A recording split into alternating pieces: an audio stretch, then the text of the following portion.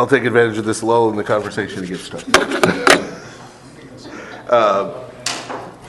And when we get started in just a second, and we're going to kind of dive right in. If I remember correctly, and correct me if I'm wrong, anybody, but I believe we're picking up at Mark 14, verse 17, right? You'll all buy that? Okay. We'll just go with that. Okay. I'm pretty sure that is correct. Okay. So, the last couple of Bible studies we've been going through sort of the beginning of the last week of Jesus' life. And so we've seen the confrontations he had with the religious authorities in Jerusalem, particularly surrounding the temple, which is sort of their headquarters and the base of their power. We saw how after those confrontations, the authorities became even more determined to get rid of Jesus. Their problem was that he had a crowd following him, and they didn't want to. We're coming up on Passover. They didn't want to start some kind of riot, start some kind of trouble during the Passover that would bring the Romans down on their heads. So last time, Judas decided, well, I can help them with that problem. So he went to them and started conspiring with them to find a way to hand over Jesus to them without the crowd getting involved. They offered him some money. He was good with that. And now, right at the end of last week, Jesus sent his disciples in to get the room for them to eat their celebratory Passover meal together. Okay. Now, as we get started, there's a lot of debate, and it also depends which gospel you're reading, on what meal this was. Because in John's gospel, they eat this meal the day before the lambs were killed for Passover, because he has Jesus dying at the same time. While it's not totally clear in Matthew, Mark, and Luke, it appears like this was the actual Passover meal, like a Passover Seder.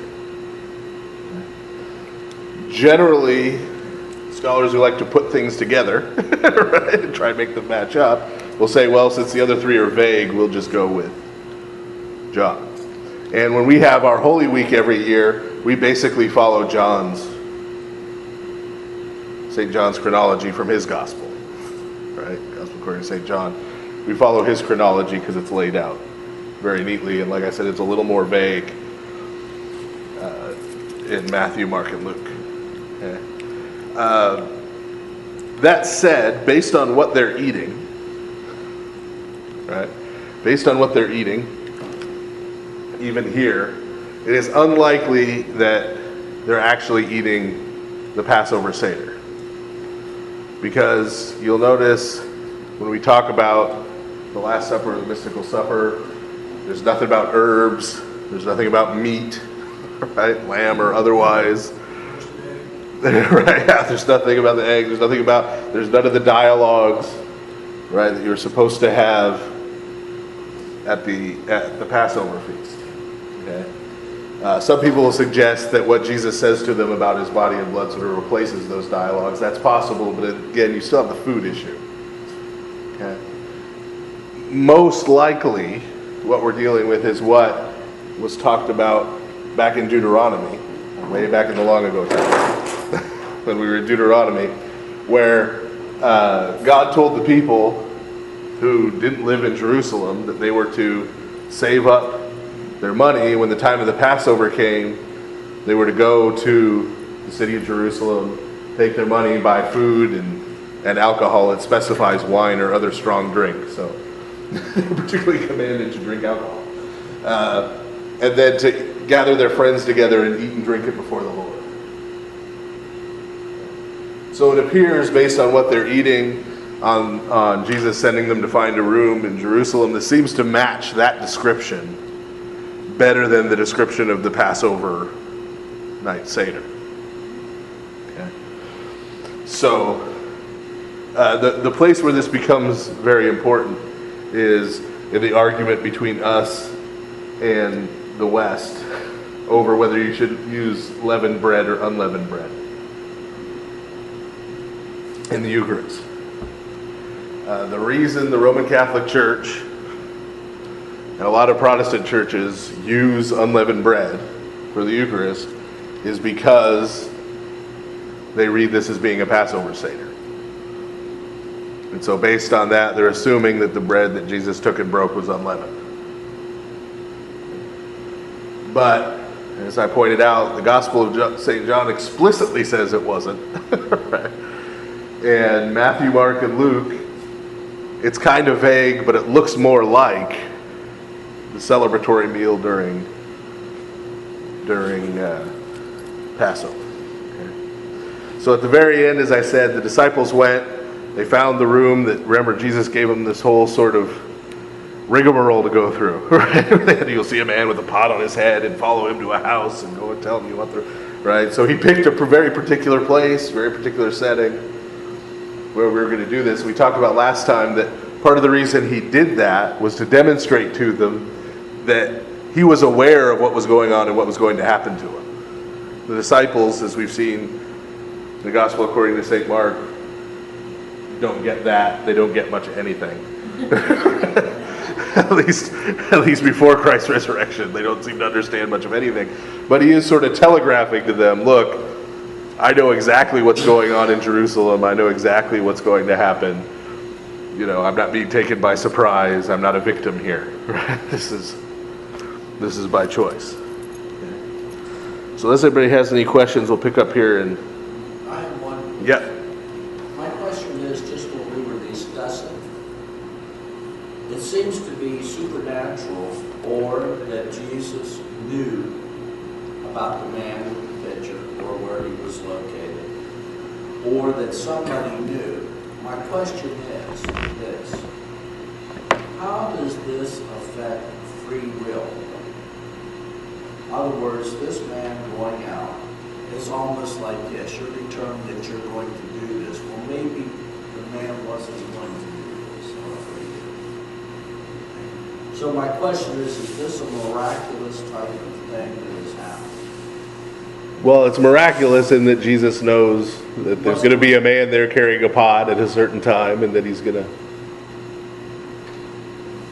to walk into a building, and that's the building where they have the room where he intends to eat the Passover.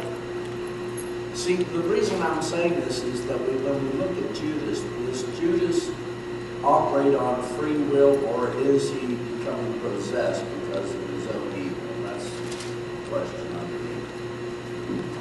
Well, he's very clearly possessed at a certain point, because we're going to read an evil spirit came into him. Right? But you don't get possessed by accident. You're not wandering around a nice person one day minding your own business and all of a sudden you're demon possessed. Right? So that comes at the end of a long string of wrong choices. Right? And we've seen Judas has made a long string of bad choices. Right? In Gospel according to St. Mark, as we read, you know, the Pharisees didn't come to him. He went to them. Yeah, I mean, he knew they were after Jesus, but he went to them and said, hey, I can help you get him. Right? So he's not sort of an innocent babe in the woods in this, right? or being puppeted around, right? Right? But he was acting on his own free will in the Pharisees. Right. I mean, the way it's portrayed in the Gospels, okay, is that Jesus knew full well who Judas was, right? He knew full well who he was. He didn't pick someone and make him betray him, right? He knew full well who Judas was, and he basically took a viper to his bosom, to use an ancient term, right? He took somebody who he knew was a snake and brought him into his 12 disciples. Anyway, right? And then proceeded to give him all of his teaching, give him the ability to work miracles, right? And do all this, and Judas still remained a snake, So, right? the example of Judas is that we can lose our salvation by our choice. No. No, we didn't. No, salvation isn't a thing that you have and then you lose, right? Judas simply rejected Christ. But he performed miracles in the name of Christ. Yeah, he healed people, he baptized people. So goes on. I've said before that would stink to be one of the people who Judas baptized. That would stink to be one of the people who Judas baptized. Walking around with that. Oh, really? Which one of the disciples baptized you? Never mind. Don't worry about it.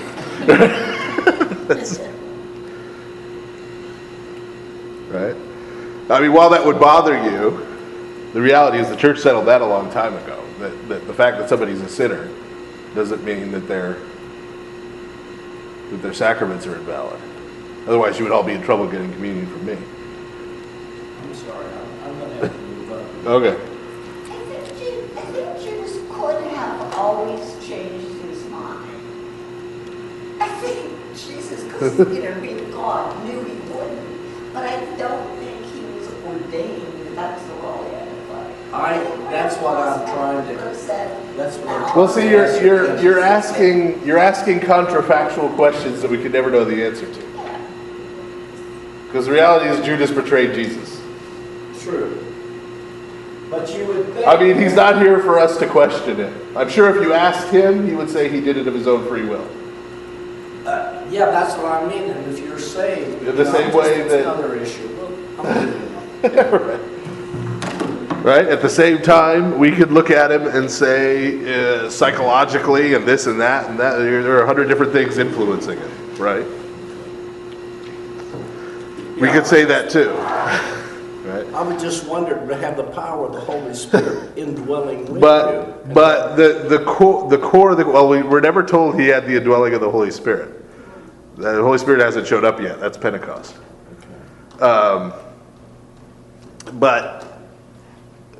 But even that, I mean, in Psalm 50, David prays to do not take your Holy Spirit from me. Right. Right? Based on his sinfulness and his wickedness. Right?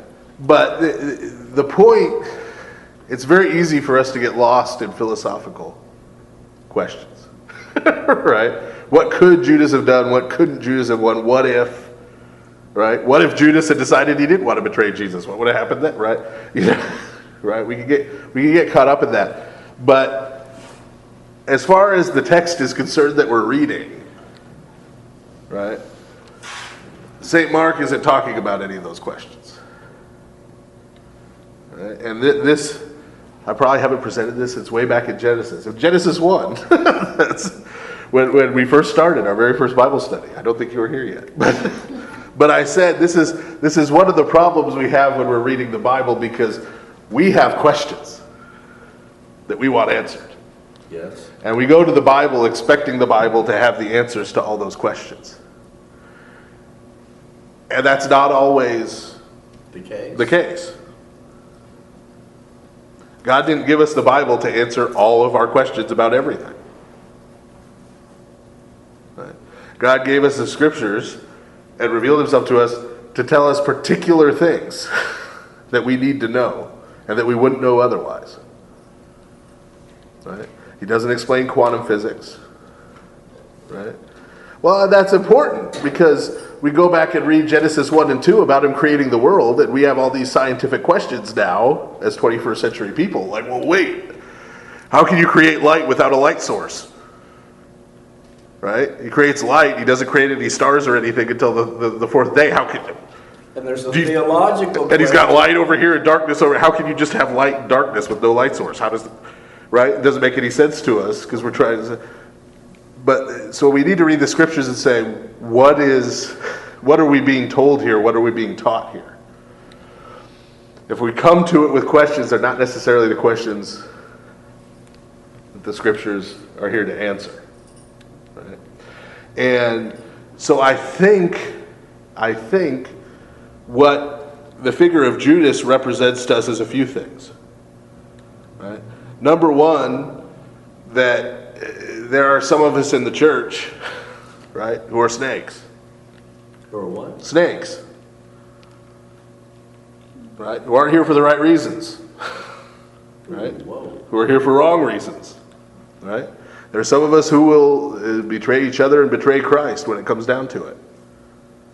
Right? Every time the church has been persecuted, we talk about the martyrs, right? But there's always a big group of other people too, who when the persecution comes, all walk away, right? There were plenty of Christians in the Roman Empire who said, all I have to do is throw some incense in that pot to Caesar and I don't die, right? Okay? But you'll notice, Jesus never sends Judas away. Right? He never tells his disciples, keep an eye on that guy. He's no good. Right? So one of the things we learn from Judas is, even though we know that there are people like that in the church, our job is not to go and find them. Okay? That's God's job. He's going to judge everyone, us included. And he'll separate out the weeds from the wheat. Right, when the time of judgment comes. Another thing we can learn from Judas that we got coming up here in a little bit is that Judas, in a way, represents all of us. The same way he represents all the disciples. He wasn't the only. We talk about it like, well, Judas betrayed Jesus and the other disciples were faithful. No, they weren't. Right? The other disciples weren't faithful. They weren't as bad. Maybe they didn't betray him in the same way Judas did. But they all. Peter denied even knowing him, right? They ran and hid, right? They weren't faithful, right? And so Judas, in a certain way, all of us who have sinned, right, which I at least have, recently, right, have, when we sin, betrayed Christ, right? Because we're all here, we're in the church. Say we believe in Christ. We say we believe Christ was willing to die for us, right? We say all the blessings we have come from Christ, right? And then I go and I do the exact opposite of what he told me to do. And then I go and I'm completely ungrateful for all the things he's given to me. Right?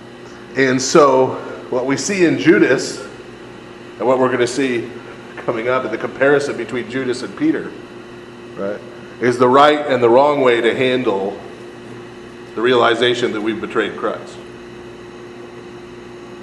Right? Judas handles it one way. He falls into despair and he goes and he kills himself. Right? St. Peter handles it a completely different way. He goes and he weeps and he mourns and he repents.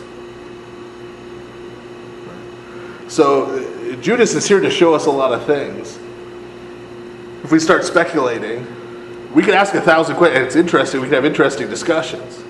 But we're never going to have an answer, right? Because Judas isn't here, right? We can't talk to him. Even if he was, could we really know his mind and his heart? Could we really understand what was really going on in his soul? We might have a better idea if we could talk to him, but I don't know that we'd ever know for sure.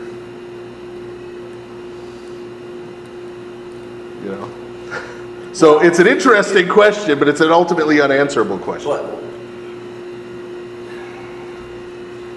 just from Protestant theology, remember once the Holy Spirit, and then if it leaves you, the Spirit leaves you, you are condemned. And then probably our long discourse on this, right here is at the crux of it. That it's almost like saying, is you read it one way and there is no free will. We know it. The Puritans did that, or that we have wealth because we're ordained. Oh, Presbyterians, we ordained to be wealthy. Yeah. Okay. Because predestination. Right. So this is probably what I'm looking at. You mean whatever happens, we are predestined? Well, look at the other assumption you're making there is that God is basically a big version of us. Is what? Basically a big version of us. He's a big, giant human being. Yes. Without our limitations. Yes. Right? Which he isn't. Right? Strictly speaking. So yes, if I knew for a fact, me, Father Stephen, if I knew for a fact that Gary was going to find a $20 bill on the pavement at a certain intersection, right, tomorrow at 1:33 p.m., right? And I knew that for sure, and there was no way that that was not going to happen, right? You would say, well, that means Gary has no free will, right? Gary can't choose to be somewhere else at that time, right? Gary can't, right? Because that's how our knowledge works, right? Isn't that what statistics is on? That's how our knowledge works, okay? But you're assuming that when God knows things, he knows things that same way. Right? Yeah. And God, for example, doesn't experience time the way we do. Right? We live each second one at a time in order, and we don't know what's going to happen next. For sure, we make guesses, and assumptions, but we don't know, right? That's not how God experiences reality. We don't know how he experiences reality, but we know it's not like that, right? We know it's not like that. So, when God knows something is going to happen, right, this is why it's ultimately an unanswerable question, right? Does that necessarily mean he's determined it's going to happen?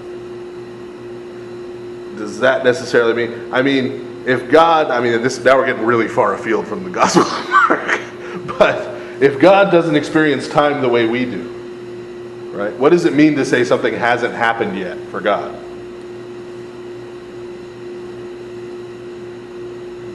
For God, there's nothing that hasn't happened yet. Right?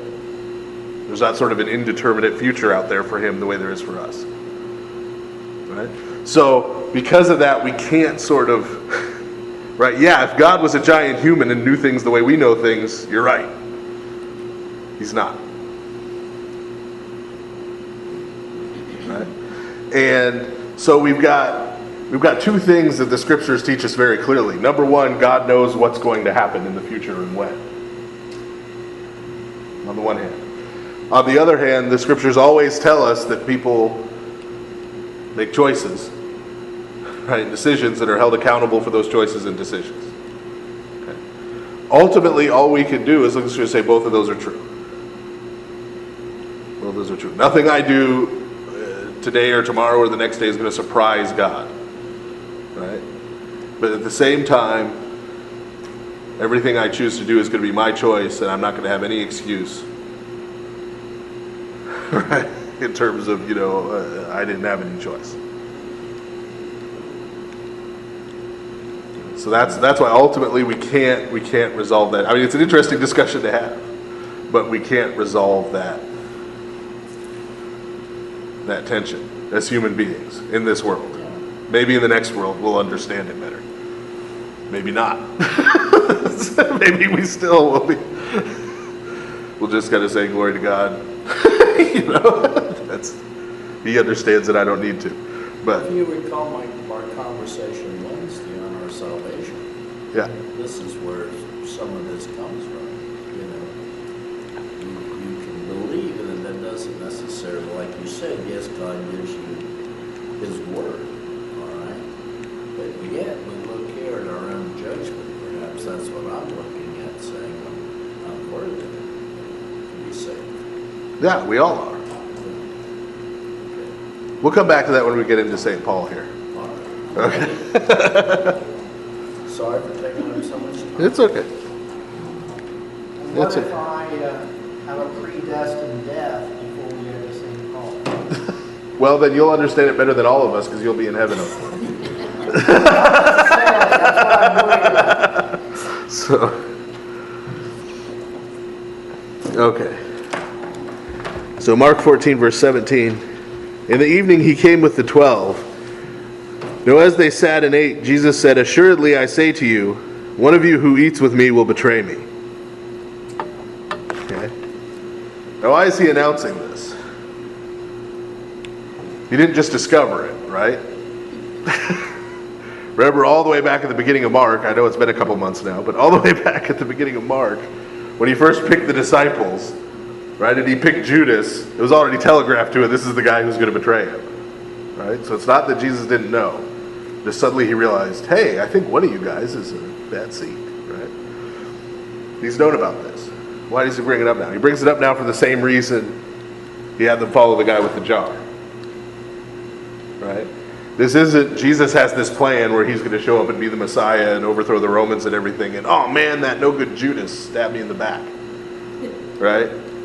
This is part, he's saying, this is part, I know about this, right? I know I'm about to be betrayed, right? And I'm choosing to do this. Right? This is why in one of the prayers of the liturgy that you normally don't hear, that the priest says quietly. So unless you're back there with us, and even then we usually say quietly, you can't hear it. It says, on the night in which he was betrayed, or rather gave himself up for the life of the world. Right? Because from one perspective, yeah, Judas betrayed him. From the other perspective, right, Jesus called Judas to be his disciple in the first place, right, knowing that Judas was going to betray him. Right? And so Christ is not being murdered so much as he's giving up his life deliberately. Right? The crucifixion is part of Christ's plan.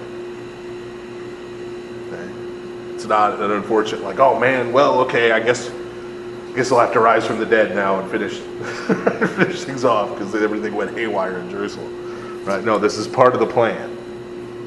Okay? Verse 19, and they began to be sorrowful and to say to him one by one, is it I? And another said, is it I? Now I know I made this comment in Matthew, but once again, notice, I don't know if this has ever struck you as odd, right? But if me and 5 of my friends were sitting at a table eating, and one of my friends said, hey, one of you guys is going to stab me in the back, my first response would not be, is it me? Right? Because I know I have no intention of stabbing him in the back, right? I would be looking at the other guys going, which one of you no good, right? That would be, which one of you guys is the traitor, right? But you notice he says this to the 12. The 12 don't start looking at each other and pointing fingers. Hey, is it him? Is it, I knew he was no good, right? They don't start pointing fingers at each other. They all start asking, is it me? And they're sorrowful. What does that tell us? What does that tell us? It tells us every single one of them was ready to run off. Right? We know they're about to all run off, right? But what this tells us is it wasn't that they were all gung-ho and pro-Jesus and then some guards showed up and he got arrested and they got scared, right? They already had their doubts. They were already on the edge of walking out. Right? It's not just Judas. Right? The other ones weren't going to hand him over, right? But they were all ready to go. Right? Otherwise, they wouldn't respond this way. Right? They wouldn't respond this way. So Jesus is looking around, he says, one of you is going to betray me, and they all think it's them. Right? So you talk about, right? But these are his 12 closest friends, right? Already believe. He answered and said to them, it is one of the 12 who dips with me in the dish. The Son of Man indeed goes just as it is written of him, but woe to that man by whom the Son of Man is betrayed. It would have been good for that man if he had never been born. We get the two pieces right there, right? As it was written, right? So it's prophesied. It's prophesied that Jesus was going to be betrayed, right? Back in the Psalms, he who broke bread with me, right? He lifted his heel against me. So it's been prophesied he's going to be betrayed, but woe to that man who's the man who does it, right? So it's both been prophesied, but Judas is responsible and is going to be held responsible for what he does. Right? Both are true. And as they were eating, Jesus took bread, blessed it, and broke it, and gave it to them and said, "Take, eat, this is my body." Then he took the cup, and when he had given thanks, he gave it to them, and they all drank from it.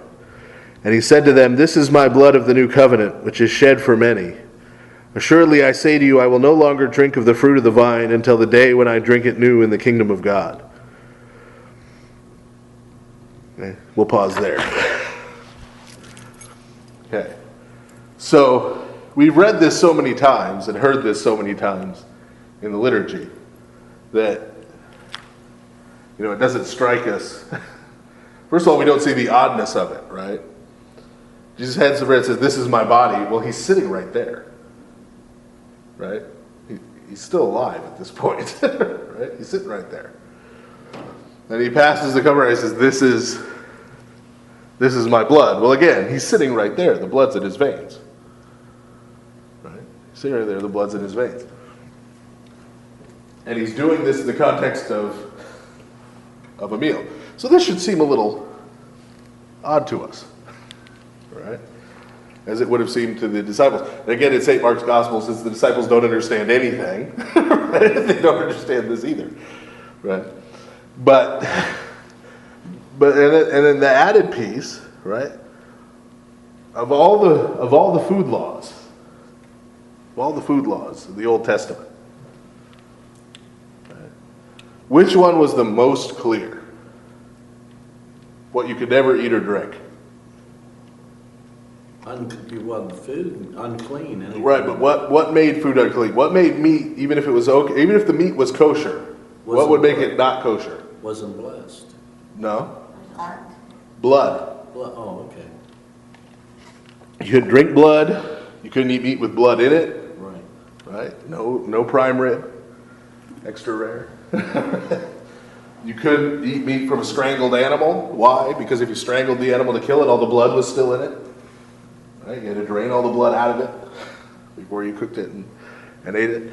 So the one thing you're not allowed to do, it's very clear.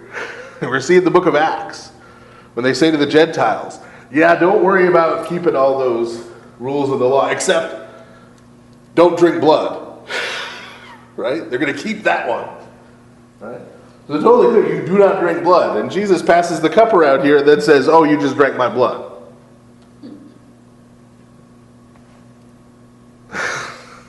Right? So you've got that too. Right? In terms of the oddness factor. Right? The oddness factor. Okay. So notice there's two pieces here in what Jesus says. First, he talks about being betrayed. Right? Being betrayed and going to his death. Then he talks about his body and his blood, the bread and the wine. Okay.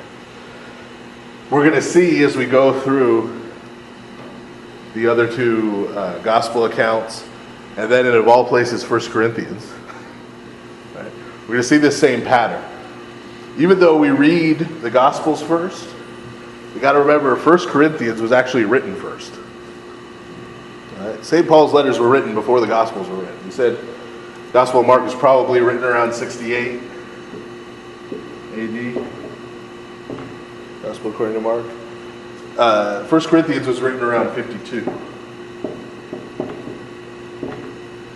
So significantly earlier.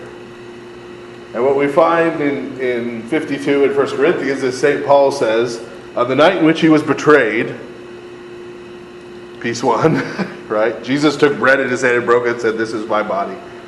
That's what we get here. That same pattern. Okay? That same pattern. And I telegraphed a little when I quoted that prayer from the liturgy on the night he was betrayed, or rather gave himself up for the life of the world. Because, excuse me, what's going on here, right, is Christ here is creating the Eucharist. He's creating communion that we still celebrate. It's the center of our worship. What's going on here is Christ is establishing this as a sacrificial meal. Okay? That may sound strange at first. I'm going to talk more. I'm going to explain more, right? Because we're not used to sacrificial meals. I wager nobody here has ever seen an animal sacrifice take place. Maybe somebody has. Probably not. Right? At this time in history, everyone had seen animal sacrifices take place, right? Because that's what was going on in the temple, right? That was the center of Jewish worship in the temple. That was the center of all pagan worship everywhere. They were all sacrificing. Okay, so this was, everyone sort of understood how sacrifices worked. Now, sacrifices, both Jewish sacrifices in the Bible and pagan Roman sacrifices, did not always involve killing an animal. This is important because we tend to, as modern people, think of sacrifice as about killing something. Right? You go and you kill something. That's not what sacrifices were about in actuality. What sacrifices were about, they were always, not always killing something. A lot of times they were offering cakes, right? There were wheat offerings, grain offerings where they offered cakes. There were drink offerings where they poured out wine, right, on the offering. These are in the Old Testament, and the pagans did a similar thing. Okay?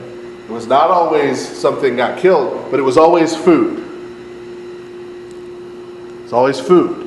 You never see anybody sacrificing wood. Right? They don't go and have a sacred piece of wood and they set it on fire and that's a sacrifice. Right? They don't sacrifice rocks. Right? They don't sacrifice just straight out plant life. You know, they don't go take a fern and, and burn They that don't sacrifice gold or and silver. offer it. Right? No, not in the sense of on an altar. Okay. All sacrifices are food. Right? And the reason for this is the way sacrifices were seen to work was that you take whatever you were offering, whether it was an animal or whether it was wheat cakes or whatever it was. You take whatever you were offering and you would cut it into pieces. Okay. A portion of it would be burnt. Okay. And by burning it, you were offering it to God or to the god in question, if you're a pagan. Another piece would be eaten by the priests, right? And another piece would be eaten by the people who brought the sacrifice. Now, among the pagans, in fact, the Greeks used to make jokes about it. The Greeks referred to sacrifices as the burning of the bones, because the only parts that they burnt and offered to the gods were the parts they couldn't figure out what to do with. The parts that were kind of useless, like the bones, right? We don't give those to the god, right? Then they go sell the leather and sell the meat. So, but that's why when we get into the book of Acts and when we get into St. Paul's writings, he's going to talk all the time about meat offered to idols. And you're going to be like, why is this such a big deal?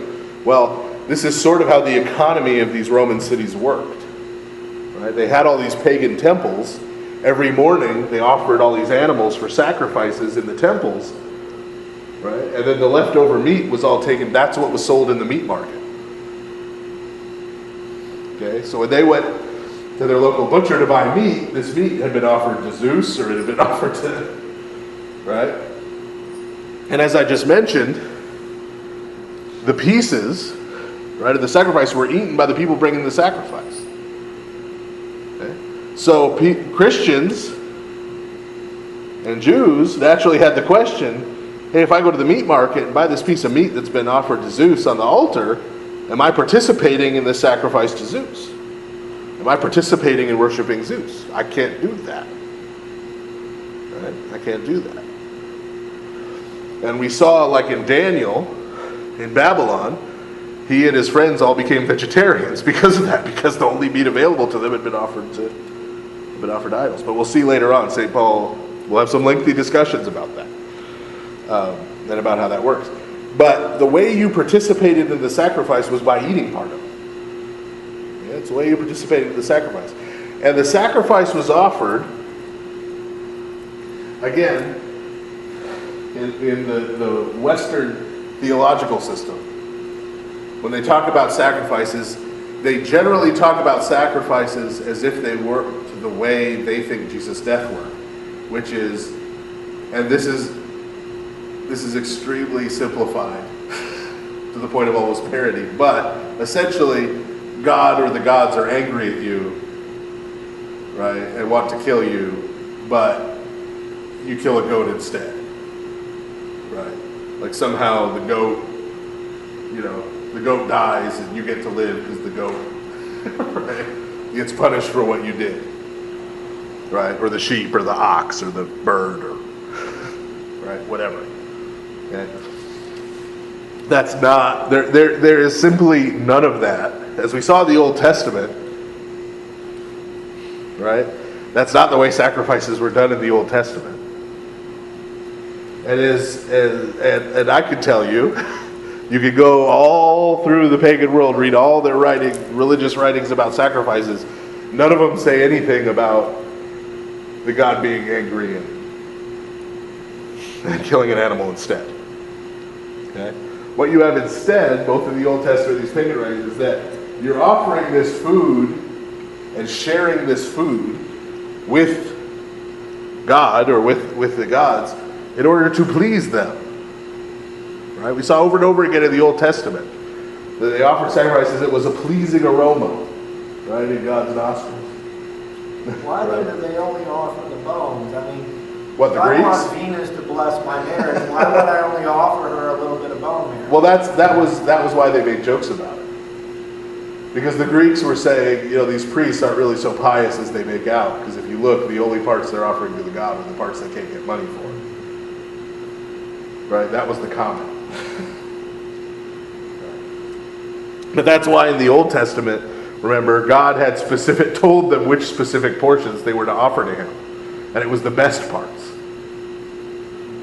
Right? It was the best parts. And God said, if you're going to offer me a sheep, you need to take the best sheep out of your flock, not the sheep that's a little, that's sick or that's, was born a little funny or is too small or doesn't have enough wool. You don't give me the leftovers, you give me the best sheep.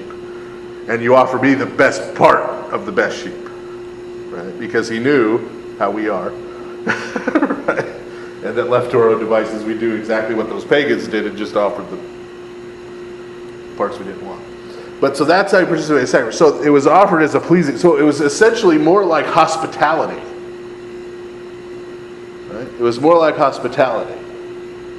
Okay? And the church fathers living in the early church still had pagans around. Okay? So they understood this. So for example, when you look at the icon of the Holy Trinity, which is the hospitality of Abraham, with the three angels sitting around the table. You'll notice what's in the middle of the table. Does anybody ever notice? There's a bull's head sitting in the middle of the table. And if you saw that, you may have wondered, why would Abraham serve them a bull head?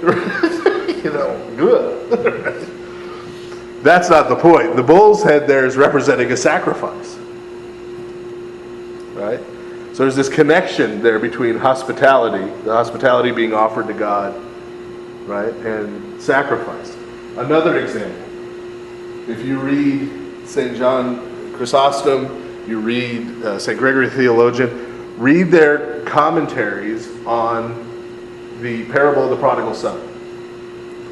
For us, the parable of the prodigal son kind of ends when the son comes back, right? Son comes back, his dad welcomes him, and we're like, oh, that's great. Right? There's a little bit more. Right? Or there's a little bit more. Where what does the man do when his son comes back? His son has come back, he says, my son was dead and now he's alive again, and what does he do? Gives him the ring and the cloak. He kills the fatted calf. Oh, okay, I'm sorry. He kills the fatted calf. Right? And then what does the older brother say? Why did you do that? The older brother says, hey, I've been here with you this whole time. I haven't been a troublemaker like him. You've never thrown a party for my friends. And he makes a point about the killing of the animal. Right? You haven't shown this hospitality to me. Why are you doing it? Why are you doing it for him? Every one of the church fathers, I've looked up a couple dozen commentaries on the prodigal son. When they get to that part about killing the fatted calf, talk about sacrifice. Talk about sacrifice. Because there's that connection. There was that connection between hospitality and sacrifice. So when we say Christ is about to offer himself as a sacrifice, okay? Christ is going to offer himself as a sacrifice. He is offering himself and the life he has lived, right, of obedience, right? He is offering himself to his Father, right, as a pleasing sacrifice in order to please his Father. I mean, he doesn't sacrifice just a head and save the fillet with again. No. He's offering himself. And so this is why the first piece that we always have when we're talking about the Eucharist is that on the night he was betrayed, right? Because the point is his death, right? His death. Christ's death. He offers himself as a sacrifice. He takes the evil intent of Judas, the evil intent of the religious leaders, right? They're just out to murder him. They're not sacrificing him. They're just out to murder him. Right? He takes their evil intent and he turns it around and he turns it into a sacrifice that's pleasing to God. Okay? He takes their evil and he turns it to good. You know, St. Athanasius, when he's talking about the crucifixion, he points out Christ could have chosen all sorts of different ways to be crucified, and he chose to die with his arm open. Yeah. We'll talk about that more when we get into St. John's Gospel, because he makes a point about that. But yeah, so Christ takes it, and that's why when we get to the end, right before Holy Week, when we get to the end of Lent, we read the story of Joseph. Because how does the story of Joseph in Genesis end? Joseph is reunited with his brothers who sold him into slavery, right? And they all think, oh no, we're dead, right? Because Joseph now is in power in Egypt, right? They did him dirty, right? So they're like, he's going to come, he's going to take his revenge now, right? And what does Joseph say to them? He says, you meant it to me, you meant this to me for evil. You were trying to do evil to me, right? But God has used this for good, right? And so they were evil. They were jealous of Joseph. They hated him. They wanted to get rid of him, right? They threw him down the well and they sold him into slavery, right? They just wanted to get rid of him. God took that and used that to save not only them, right? Because remember, Joseph brought them into Egypt and saved them from famine. God used that to save the whole family, the whole clan, The whole tribe of Israel. right? Of course, you want to talk about predestination. And a lot of the Egyptians, too, because The reason Joseph they threw Joseph down the well is because he predicted that he was going to rule over them. But So if they hadn't thrown him down the well, he wouldn't have ruled over them. And it was because he knew he was going to rule over them that they threw him down the well. it was a self-fulfilling prophecy. But so, the point being, right, Jesus does the same thing. They're just out to get rid of him. Right? But Jesus, as God, takes that and turns it around and uses it to save the very people who are killing him. And who betrayed him.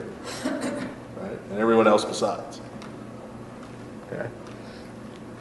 Well, So, yeah. I don't mean to interrupt. No.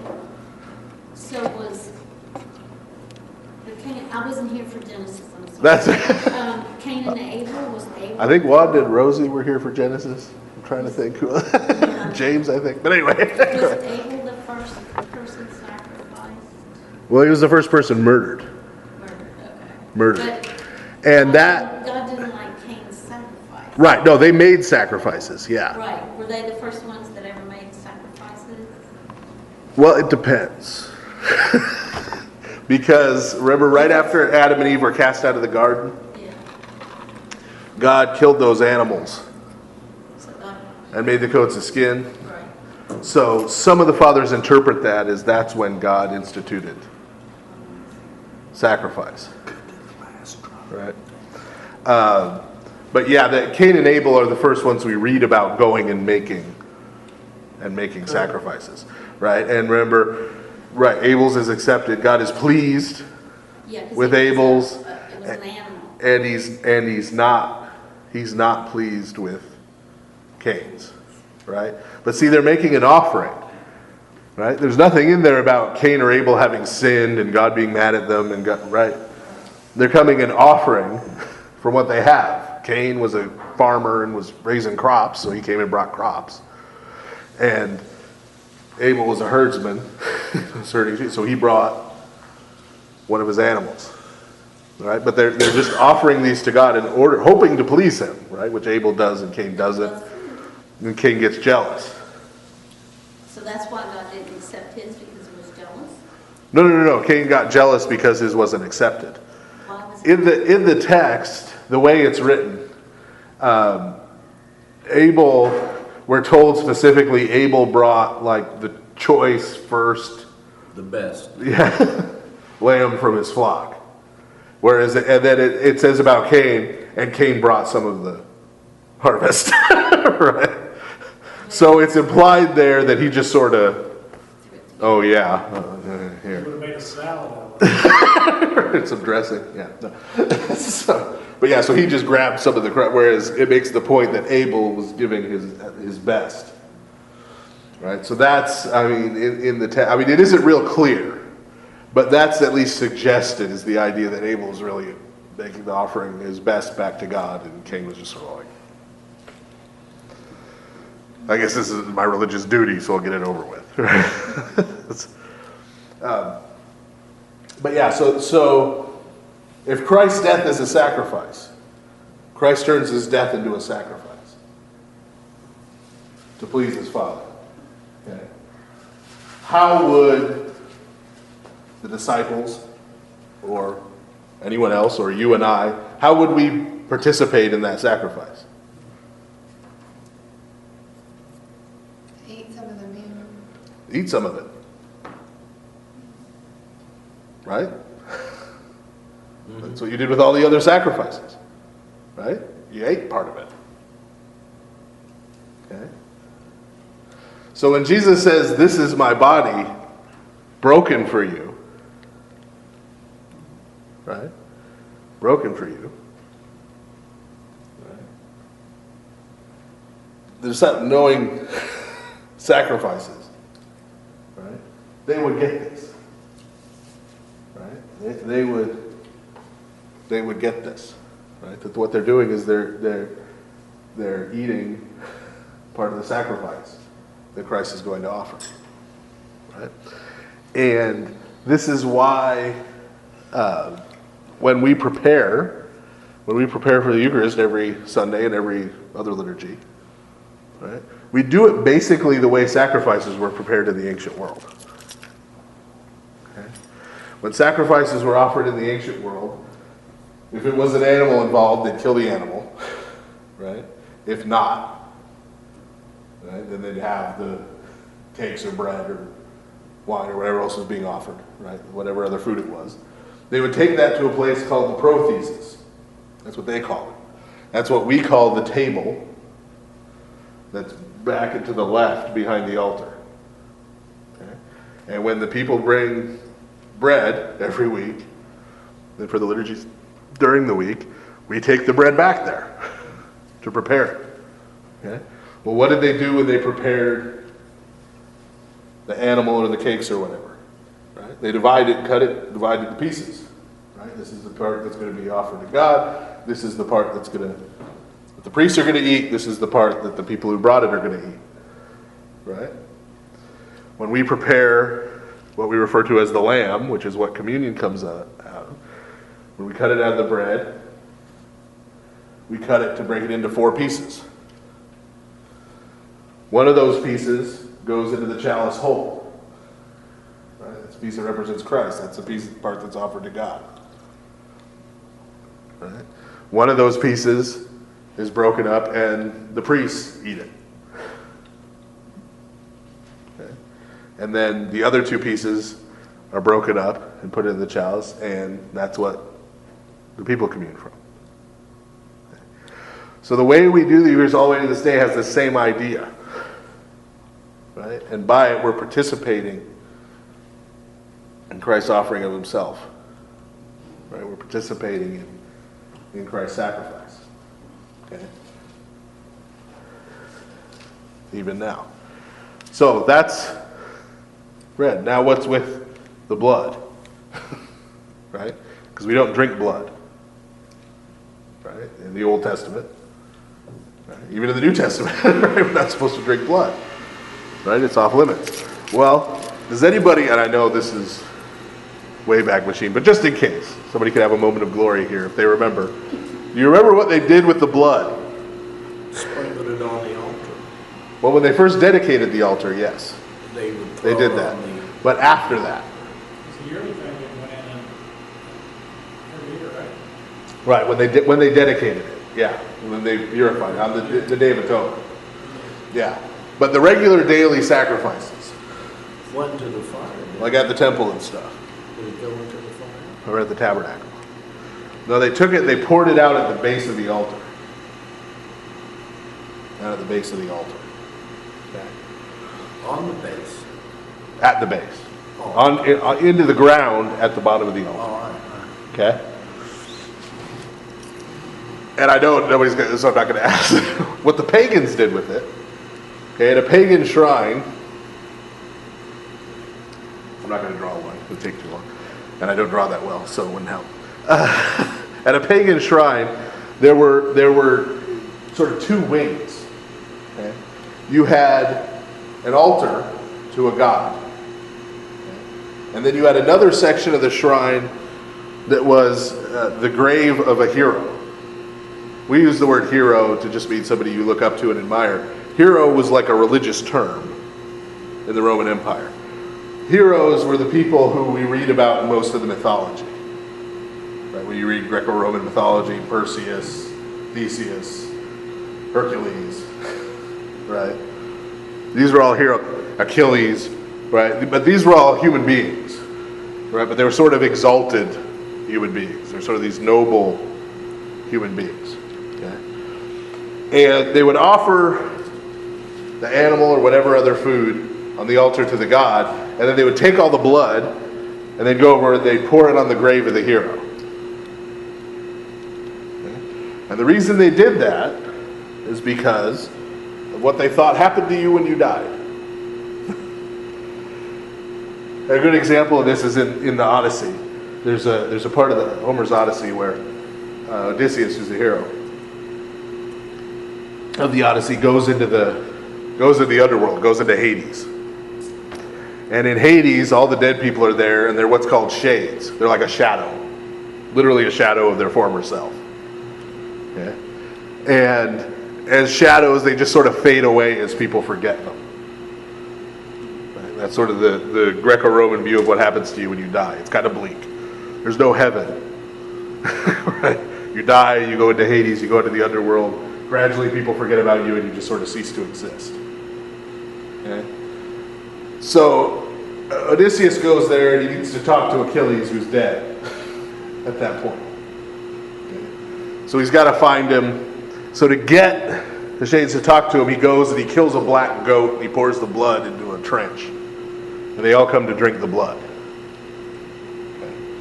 Because the ancient pagans believed that blood, right, had life in it. That's why when you lose all your blood, you die. Right? And blood, when someone's alive, is what? It's warm. When this person dies, it goes cold. Well, it goes room temperature. But it goes cold. It's not hot anymore. Right? So they associated blood with life. And if you remember in the Old Testament, so does the Old Testament. Right? When God gave them the command not to drink blood, he said, because the life is contained in the blood. Okay? But so the idea of pouring this blood on the hero's grave was you were sort of keeping his memory alive. Right? You were sort of keeping him alive, keeping him going. Right? In the afterlife, by remembering him and by dumping this blood on him. Okay? So, Christ offers his When Christ offers his blood to the disciples, what he's really offering them is what? His life. Right? His life. Because God is defined all through the Old Testament as the living God. The living God. God is associated with life. And remember, every time somebody runs into trouble, every time someone is presented as evil in the Old Testament, who's an archetypal evil person from the Old Testament? Pharaoh, right? The Exodus. What is it that brings God's wrath down on Egypt? Life and death of Pharaoh does what? Pharaoh looks around and says, starting to be an awful lot of Hebrews around here. And he wants to kill it. Right? Because he's And so he issues the order, I want all the male Hebrews killed. Right? God told Adam and Eve, after he created them, go replenish the earth. Right? Be fruitful and increase in number. Right? Make babies, make more people. Right? And when God creates the animals, we read the waters are teeming with life. Right? The skies are teeming with life, birds. Right? God is the one who gives life. Right? The people who oppose God in the Old Testament are people like Pharaoh who come in death. Right? Death. And so the battle in the Old Testament, as it's set up by Genesis, is between life and death. God is the living God. He's battling against death. This is why, when we talk about Christ's death and resurrection in the church, and every Pascha, we talk about Christ destroying death. Right? Because in Christ's resurrection, God wins. Right? God wins that fight. He destroys death, he defeats it. Okay? So Christ here, by offering his blood, is offering his life. Right? Because of our sinfulness. What happens because we're sinful? We die. We die. Wages of sin is death, St. Paul's going to say. Right? That's the consequence of our sinfulness. Okay? So there's no life in us. Right? I can't keep myself alive. Whatever life I have comes from God, both physical and spiritual. Right? What life I have comes from God. Right? So Christ is here offering, in addition to, see there's two pieces here, in addition to offering himself to his Father, he's offering his life to us. He's offering his life to us. So both pieces are there. So that's what I mean, after all that explanation, that's what I mean when I say Jesus is here at the Last Supper, at the mystical supper, establishing a sacrificial meal. Okay, a sacrificial meal. And this is why we celebrate the Eucharist constantly. This is why we do it the way we do it, even down to the little details. Does anybody know the last thing the priest does before we come out, before we receive communion and we come out? Everybody right off the top of their head what the last thing he says is first? That's going to be changed. Now the very last thing, very last words. Draw near. Well, before we receive communion, so you're close. No, that's it. Possible. He says, the holy things are for the holy. Yes. Okay. The reproach and fear. Do you know what the priest is doing when he says the holy things are for the holy?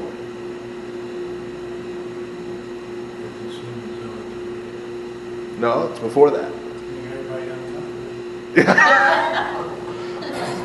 What the priest is doing is he takes the lamb that we're going to use for communion, and he lifts it up. He lifts it up. It's called the elevation. Okay? In every sacrificial ritual we know about, Jewish and pagan, that was the last thing you did. That was the last thing you did with the piece you were offering, the sacrifice that you were offering to God on the altar. You touched it and you lifted it up. So even down to the little details, right? What we're doing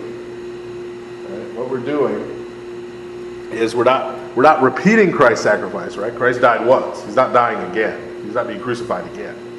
Right? But we're coming and we're participating in his offering, his pleasing offering of himself to his Father, right? And offering ourselves. And we're receiving his life in return from him. Those are those two pieces. And that's why we repeat it. So I know that's a long explanation. But like I said, here it's just a couple of lines. But it's a couple of lines that Jesus says to people who have seen 1,000 sacrifices, in their lifetime. Right? Participated in them, seen pagan ones that they did not participate in, right? But they understood how these things work.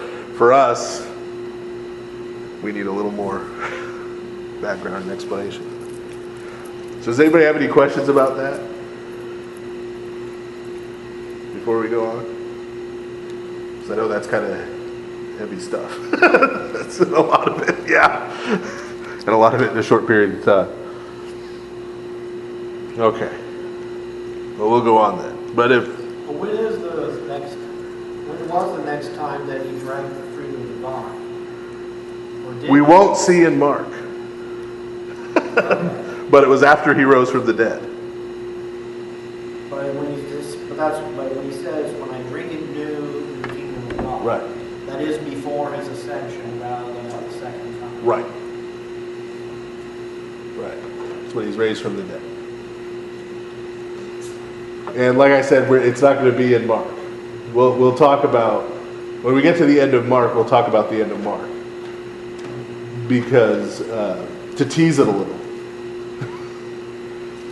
the gospel, according to Mark, has a really confusing ending. Because frankly, it just leaves off. Did Mark write the book of Acts? Luke did. And there are all kinds of theories as to why it just leaves off.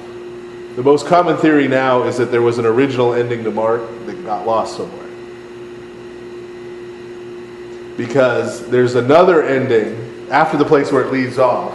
Some manuscripts have another ending, then other manuscripts have another different ending. And so the going theory now, we'll talk about this a lot more when we get there, but the going theory now is that the original ending disappeared somewhere, and so people were trying to sort of reconstruct it and tack it back on. But we have all these different versions, and the Greek of those different endings doesn't match the Greek of the rest of Mark, like at all. So, but we'll get there. When we get to Mark 16, we're not that far off, actually. It's from the end of Mark. But yeah, so he doesn't talk a lot about Jesus' appearances after his resurrection in Mark.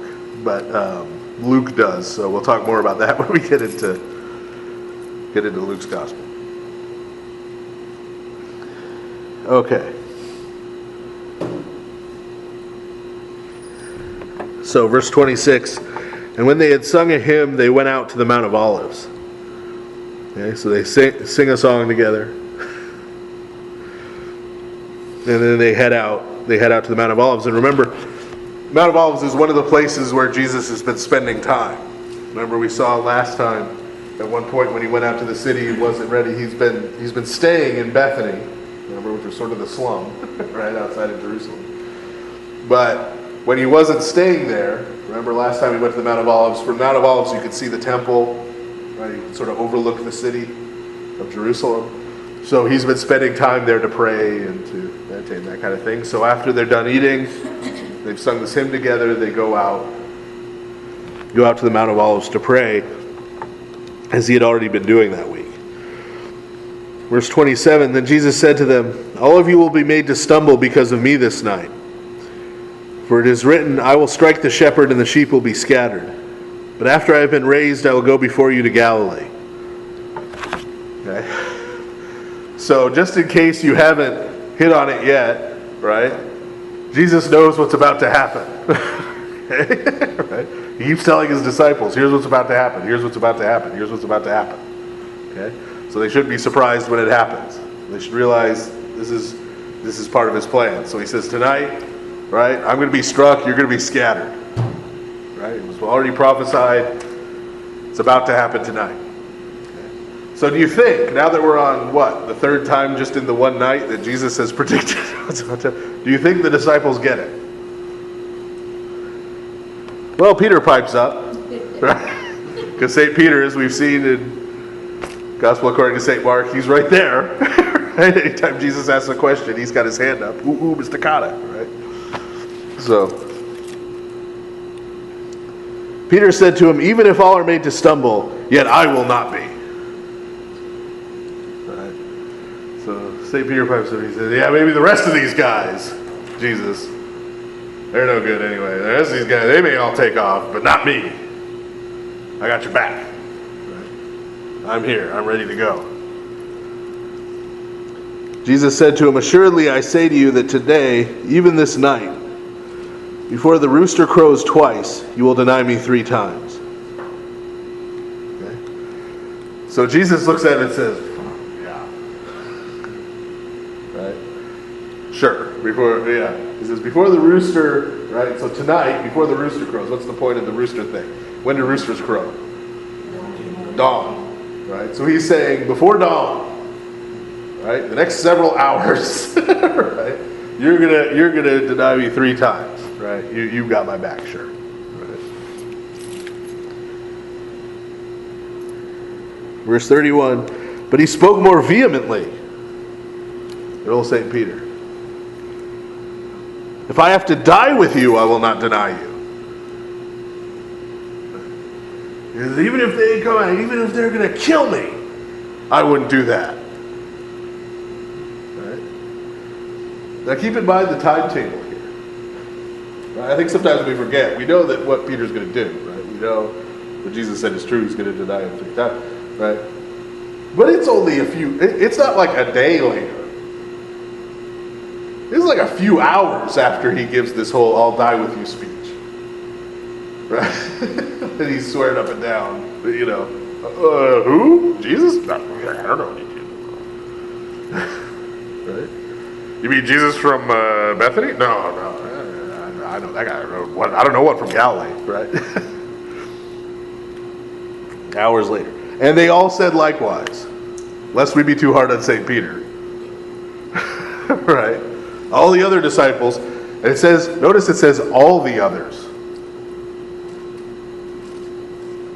Except at the beginning of that, before dinner, they all said, hey, it's me. It's good. Exactly. Right, but now that Jesus is directly, and Peter has stood up and said this, right? Nobody wants to look bad, right? I mean, if you're sitting at the table with your 5 friends and one of them says, to the one friend, hey man, buddy, I love you, you're the best, I'm going to be your friend forever. Are you going to just sit there? Be like, oh yeah, you'd be like, hey, no, man, he's right, you're great. Right? So they all jump up, oh yeah, no, we're not going anywhere either. Right? We'll all die with you too if we have to. Yeah, no, we're all on board. We're all on board, Jesus.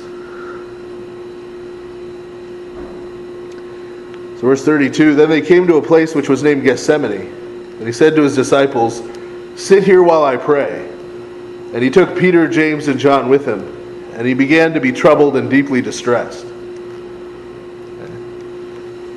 So he tells the 9 of them, right? You guys just hang out here, wait for me, I'm going to go pray. He takes Peter, James, and John, who we already saw are sort of the inner circle of guys. He takes the 3 of them with him to pray, and he's obviously deeply depressed. Okay? He's distressed, he's troubled. Verse 34, then he said to them, my soul is exceedingly sorrowful, even to death. Stay here and watch. Okay? So he tells the 9, you guys stay here and wait for us. Right? He tells his 3 closest disciples, right, his closest friends, you guys stay here and watch. Keep a lookout. Okay? Keep a lookout. Because he knows, again, what's about to happen. Right? And then now he goes further off by himself. Okay. Verse 35, he went a little farther and fell on the ground and prayed that if it were possible, the hour might pass from him. And he said, Abba, Father, all things are possible for you. Take this cup away from me. Nevertheless, not what I will, but what you will. Okay. Now this passage has confused a lot of people. Because what is Jesus saying here?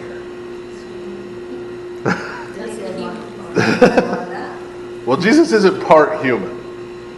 He's two natures. He's human. Right? So don't say part.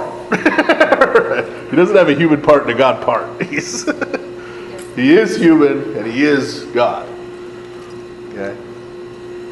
But when he's sitting here, right, and he comes to pray, right, and he says to his Father, right, you can do anything you want to, right? Please pass this cup. What cup is he talking about? Right. Remember the all through the prophets, in Isaiah, right, and in Ezekiel and Jeremiah, when God's pronouncing judgment, he says, the Lord has mingled the cup of his wrath, right, and now you're going to drink it, right, or the nations have gotten drunk on it, right? This is suffering, pain, right? That's what he's referring to. Because again, Jesus knows what's coming. Okay. Is this here so we think, well, gee, Jesus didn't really want to do it? Right? Or is this Jesus and the Father having some kind of dispute? Right? Is Jesus saying, I'm gonna back out, right? Do this some other way? Well, no. And to understand why, there's a couple things we got to understand here. Number one, right? When Jesus says this, who's with him to hear it? Nobody. Right? Nobody. Right? So this isn't a public pronouncement he's making, that he's teaching about. Right? So this is recorded here in order to say something about Jesus. Right? This isn't Jesus trying to teach something. Right? This is here in the gospel to teach us something about Jesus. So how did Mark know that he said this? Well, because apparently St. Peter said that this happened. The follow-up question is, so how did St. Peter know since he was back? Right? He told him after he came back. Right. Ostensibly, when this comes from what was revealed to St. Peter by Christ after his resurrection, right? And St. Peter's understanding of who Jesus is. Okay? So the question then is, what is this trying to tell us about Jesus? What is this trying to tell us about Jesus? And the answer is, as we've been going through Mark, right? Mark has again and again told us these stories and showed us these things to tell us about who Jesus is. And what is the thing? I'll take an example. When he calmed the storm out of the Sea of Galilee.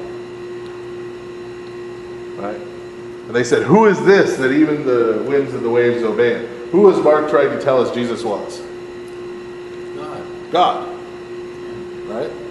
When he walked into the synagogue and the demons started screaming, like, why are you here to torture? Right? Who was Mark telling us Jesus was? God. Right? Over and over again. Right? And it was kind of taken for granted that, well, yeah, he's a human. Right? He's been walking around with other humans, eating and talking. Right? But Mark's been trying to show us this person is God. Right? This person is God. Okay? Well, what's the obvious, really horrible error you could make then, based on that, in terms of who Jesus was? You could decide, well, he was just God pretending to be a human. Right? Right? I mean, there's all kinds of times in the Old Testament. I was just talking about one of them, the hospitality of Abraham. Remember, Abraham's over at the Oak of Mamre. These three people show up. And we're told two of them are angels and one of them's Yahweh, one of them's God. Okay. So God has showed up a couple times in the Old Testament, right? And Moses spoke to God face to face on Mount Sinai, right? So someone could read Mark up to this point and be like, "Oh, this is God, right? In sort of in human form, right? Human disguise again, right? He's coming." Remember, the Gospel according to St. Mark, there was nothing about his birth at all, right? When Jesus first shows up at the beginning of the Gospel of Mark, this is baptism, right? So he shows up as an adult already, right? So you can look at that and say, "Oh, well, this is just God. Right? This is just God." Okay.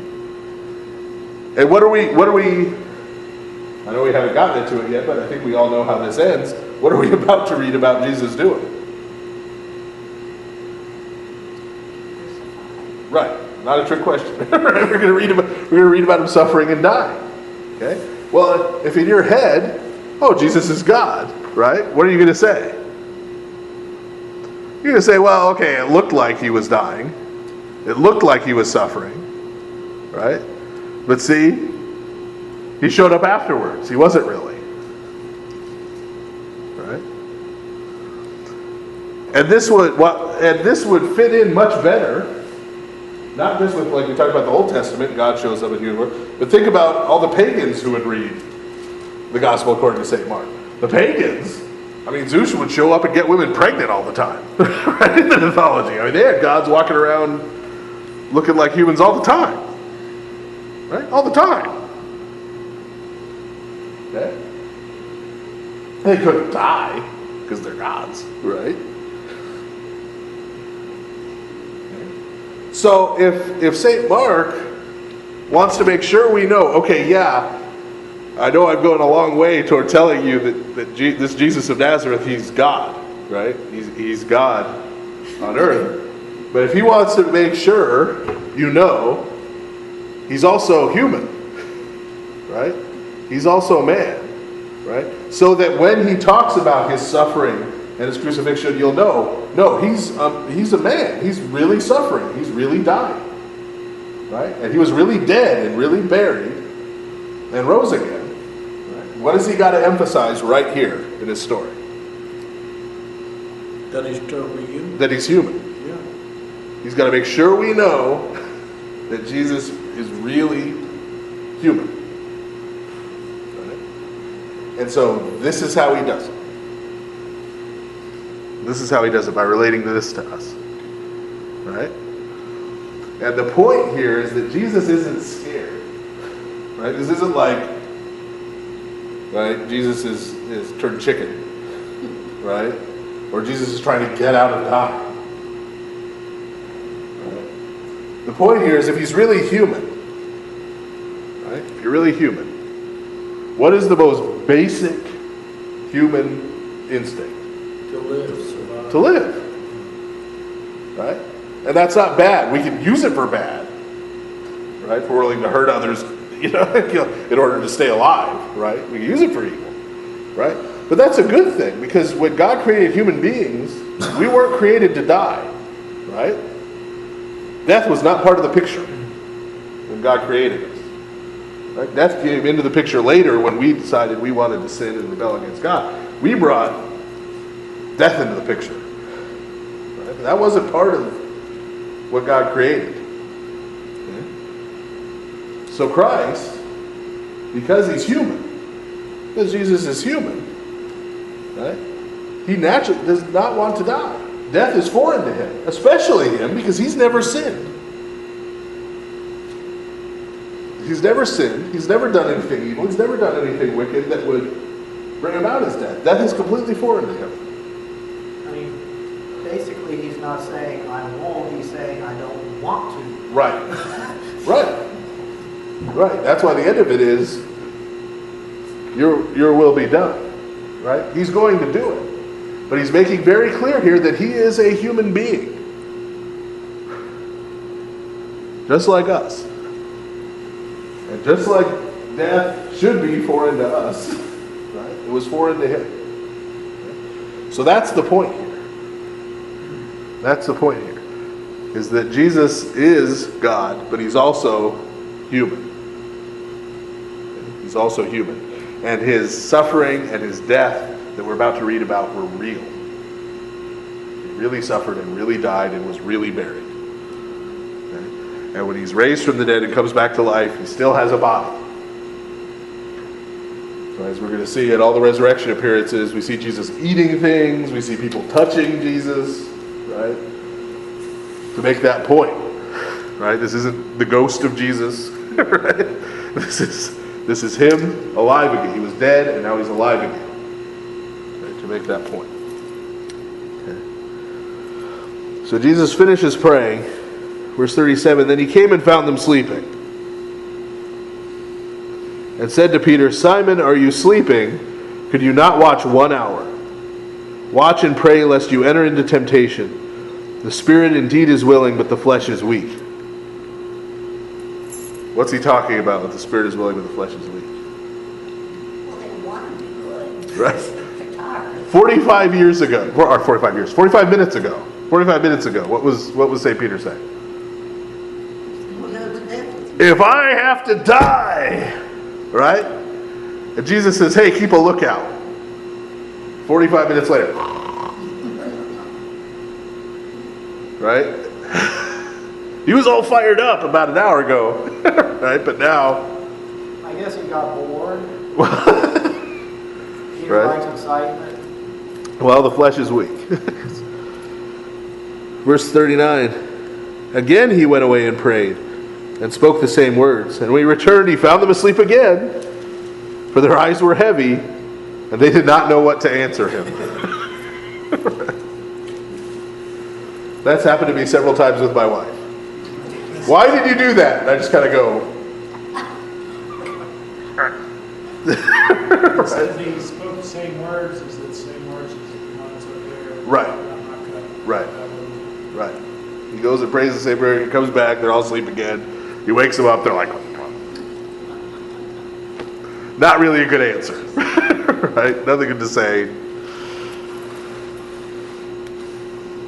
Verse 41, then he came the third time and said to them, are you still sleeping and resting? It is enough. The hour has come. Behold, the Son of Man is being betrayed into the hands of sinners.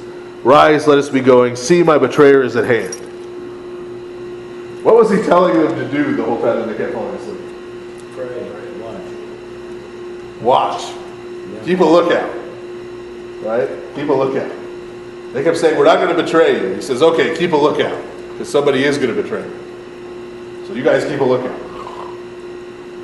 So the third time he has to wake him up, he says, hey, guys, wake up. Look. He's coming to betray you. Way to go. Right? Best watchman ever. Okay. Best watchman ever. So just in case you thought here towards the end of the Gospel of St. Mark, the disciples would start getting their acts together. No.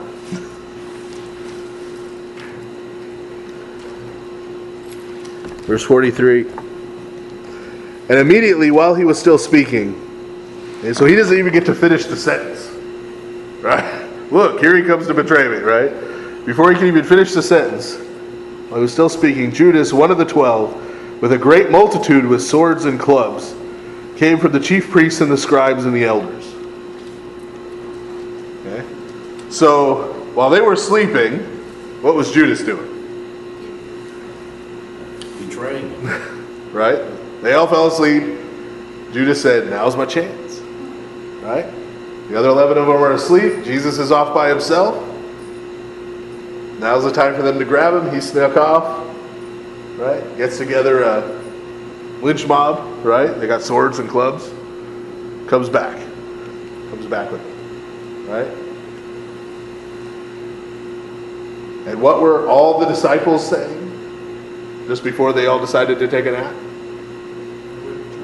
We're not going to betray you. We'll die if we have to. We're here to protect you. Then they all fell asleep while Judas was getting the mob together to come get him. Now his betrayer had given them a signal, saying, "Whoever I kiss, he is the one. Seize him and lead him away safely." Okay. So he says, right? Why does he have to have a signal? Well, number one, it's the middle of the night. Right? It's dark. Okay? You've got 13 Jews, or 12, since Judas is 12 Jews, several of them from Galilee, right? Guys with beards. Right? It could be easy to get it mixed up. You don't want to grab Thomas, you don't want to grab Andrew, right? You want to grab Jesus, right? That's who they're after. Okay, so Judas says, I'll let you know which one is Jesus. So you grab the right one. Here's how I'll do it. I'll go up and give him a kiss on the cheek and greet him, and then you'll know that's the guy. Grab him. Verse 45, as soon as he had come, immediately he went up to him and said to him, "Rabbi, Rabbi," and kissed him. Okay, so he says, "Teacher, teacher." And comes up and gives him a kiss on the cheek. Now, where do we, does anybody remember your liturgy this morning, where we referred to this? Neither like Judas will I give you a kiss. Right. Neither will I give thee kisses to Judas in the prayers before communion. Why do we pray that? Because we can betray Jesus just like Right. Judas did. We are Judas. We're about to receive Christ. Yes. Right? We're about to receive Christ. Right? We're here because we love Jesus. Right? We're here to worship Jesus. Okay? That's what Judas at least acted like, right? Oh, teacher! Oh! Right? But what was really in his heart, what was really in his soul, what was really his intentions when he did that? Right? And we pray that before we come to receive communion to try to make sure that none of us is walking up there to do the same thing. Right? Say, "Oh, I love the Lord," and receive communion and then walk away and go wherever and do whatever. Right? Because as we're going to find out when we get to 1 Corinthians, from St. Paul, doing that can be very dangerous for you. Very hazardous to your health. Okay. And so we remind ourselves of that every time we come to leave the Eucharist, to say, what's really in my heart and in my soul as I come up here and approach Christ? Right? And it better be the right thing. You know, be careful with Father Christopher was talking about the drunk. Yeah. I mean, maybe not, it's honestly, to go up there. I mean, you're afraid that you can fall. Well, you should just... If you're a born klutz like some. Well, I'm clumsy too, so... Yeah, I mean, But- really. Yeah. I mean, he said he had to get down on his knees. Yeah. And then Well, cut the carpet. Oh, yeah. I mean, you should really be Yeah. careful when you go up there. But yeah, well, and that's the point. Extremely careful. The point is that we're being careful and we're being respectful and we realize what we're doing, Yeah. And I mean, right? That we don't let familiarity breed contempt. really, You know, oh, I do this every week. You know, stroll up, you can stroll back flippantly, right? That's if you're that's the clumsy, problem. you better really, like, sort of coach yourself. Well, yeah, Honestly. and do it solemnly and do it respectfully, right? And realize what it is that you're doing. Realize what it is that you're doing. I mean, can we realize what we're doing, really? To a certain extent, yeah. Not comprehend, not understand, but realize, yes. Honestly, a lot of it is. Like when Isaiah comes into the presence of God, he doesn't understand or comprehend God, but he realizes he's in the presence of God, because he falls on his face and tears his clothes. Right? I'm not suggesting you should fall on your face and tear your clothes when you come to communion, but being aware of what it is and who it is that you're approaching.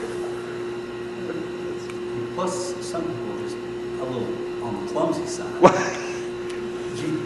It'd be a shame if y'all had to get down on your knees. Yeah. But we're not worried about clumsiness. You know, but in cutting carpet. We're not worried about clumsiness. We're worried about laziness and flippancy. Maybe we and not maybe worrying some about people it. They're just not really Worried about that sure on their familiarity. feet. They should practice somewhere. Because I was clumsy as they get. You know? I've poked myself in the eye many times. But God has made sure I don't have accidents with the Eucharist so far. Thank them. So, but yeah, we're not worried about honest clumsiness. We're worried about carelessness. Yeah, but even honest clumsiness, you would have to. Right, but honest clumsiness isn't a sin. But you, Carelessness is a sin. But you still have to go through a lot of ways. Yeah. I mean, Yeah. But you shouldn't be worried about clumsiness. Just be worried about carelessness.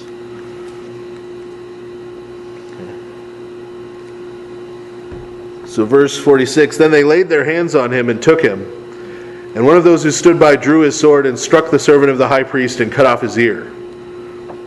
Okay. So Judas gives the cue. Mob runs up and grabs Jesus. One of them, it doesn't tell us here which one. Now it says, the way it's translated is struck the servant of the high priest. The word there in Greek is closer to sort of cleaved. The idea is this wasn't one of his disciples had sort of a fencing sword and sort of went, and cut his ear. This is, one of them had a sword and tried to smash the guy's head in. Okay, one of his disciples tried to kill one of the guys who grabbed Jesus. Okay, but wasn't that good with the sword, and so he just cut off his ear. Okay, that's the picture here. It's not sort of a little, I'm going to cut off your ear. It was, he tried to kill him, just took the ear off. Okay. Verse 48, then Jesus answered and said to them, have you come out as against a robber with swords and clubs to take me? I was daily with you in the temple teaching, and you did not seize me, but the scriptures must be fulfilled. This one doesn't say that he healed him. Nope. Nope, that's a different gospel. So Jesus says, hey, you're all coming out here now, you got all these clubs and swords and everything, like I'm some kind of criminal. Right? He says, every day this week I've been down at the temple, broad daylight, standing there in front of everybody, teaching. Why didn't you come see me then? Why didn't you come arrest me then? Because there were a lot of other people there. Exactly. They know why, because they were scared, because they're deceitful and treacherous. Right? Okay. Verse 50, then they all forsook him and fled. Okay. So after all the, we'll die, we'll die.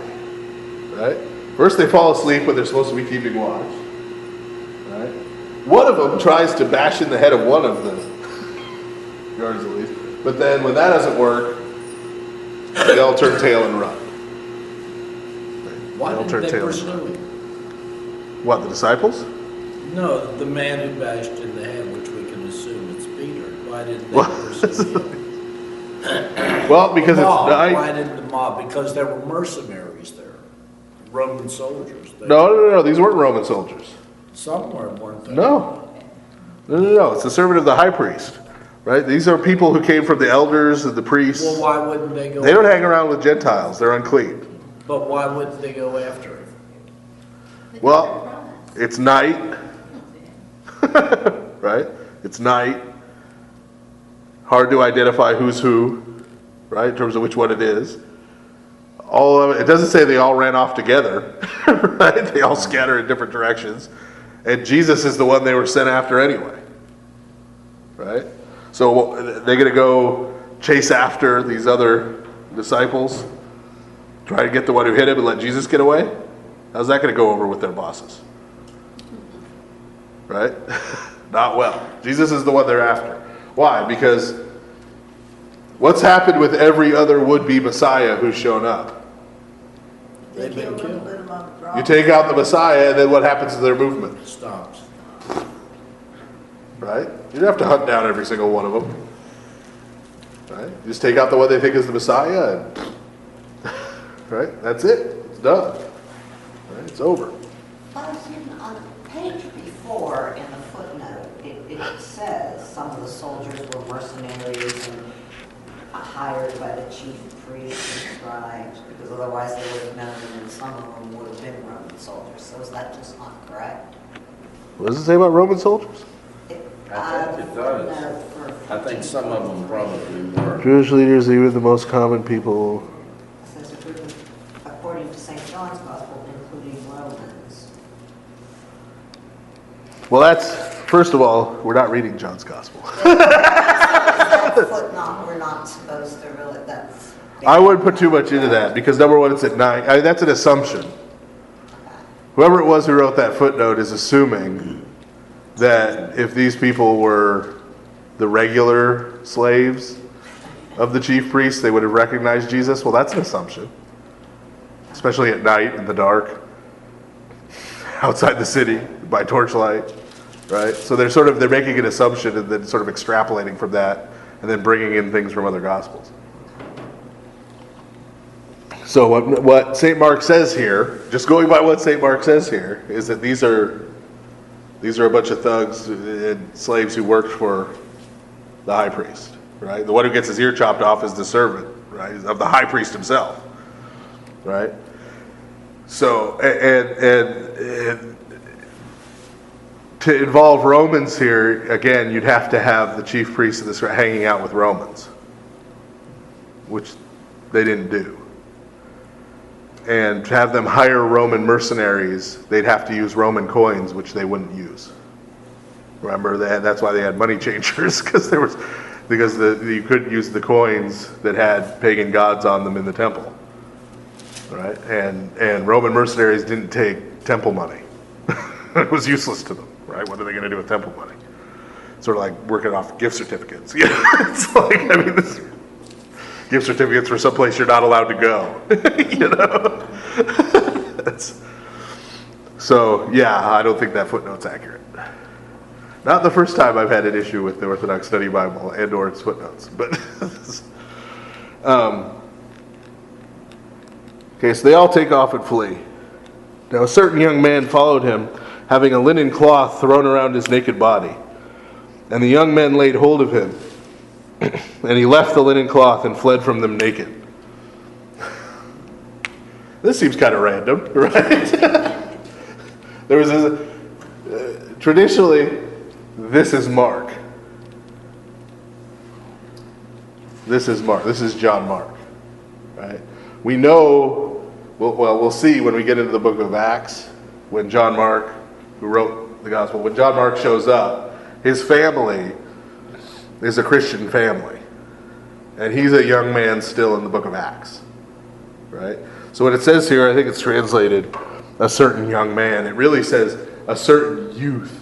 The word there in Greek, diadiskos, means, from a Jewish perspective, remember, you're an adult male at 13. Okay, so this means he was under 13. Okay, so this is a kid. Right? So there was a kid following them around. Right? There's a kid following the disciples around. Okay? And all he was wearing was sort of this linen tunic. And that he was naked underneath is what it's saying. Right? He didn't have a loincloth or anything underneath. Okay? And so the guys who came to get Jesus, you know, as everybody's running away, they try to grab him. Right? So to get away, he slips out of his right coat and is the first streaker. running back into Jerusalem to get away from the. So this is our guest appearance by the author here. And it's not a very self-aggrandizing guest appearance either, because number one, he's running away and deserting Jesus, and number two, he's doing it naked after they grab his clothes. Yeah. Also, you think it's Mark? Yeah. The young man? Yeah, that's Mark as a kid. That's Mark as a kid.